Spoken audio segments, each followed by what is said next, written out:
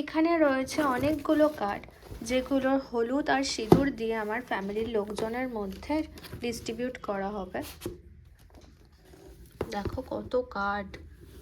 আরও অনেক কার্ড ছিল যেগুলোতে আমি হলুদ আর সিঁদুর লাগিয়ে দিচ্ছিলাম। দাঁড়াও দেখাচ্ছি তোমাদের। এই যে এতগুলো কার্ড, যেগুলোতে আমি অলরেডি হলুদ আর সিঁদুর দিয়ে দিয়েছি। এই যে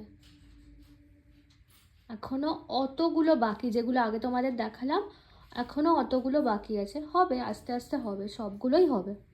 গুড মর্নিং।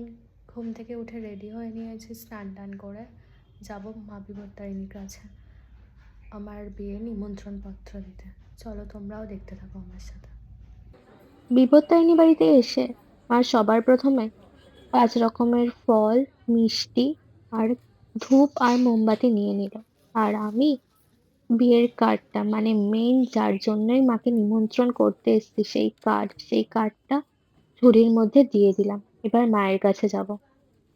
আবার পান আর সুপারিও দিয়েছিল মা নিমন্ত্রণের জন্য। এই যে চলে এসেছি মন্দিরের ভেতরে। চলো তোমাদের দেখাই। আজকে যখন মন্দিরে ঢুকলাম, তখন সেই পুরোনো কথাগুলো মনে পড়ছিল, মানে ছোটবেলায় যখন আসতাম। আজকেই লাস্ট যে এরকম ভাবে গেলাম। তারপর তো একটা নতুন, মানে সমস্ত কিছুই নতুন হবে, আমার সাজটাও নতুন হবে। তাই সেই ছোটবেলার কথাগুলো খুব মনে পড়ছিল। তখন এত কিছু, এত কিছু সাজানো ছিল না। খুব মনে পড়ছিল সেই পুরোনো দিনের কথাগুলো, যখন মা বাপির হাত ধরে আসতাম। আর এখন অনেক, মানে সবই চেঞ্জ হয়ে যাবে। তাও কি আর করা যাবে। তোমরা দেখে নাও সমস্ত ঠাকুরগুলোকে।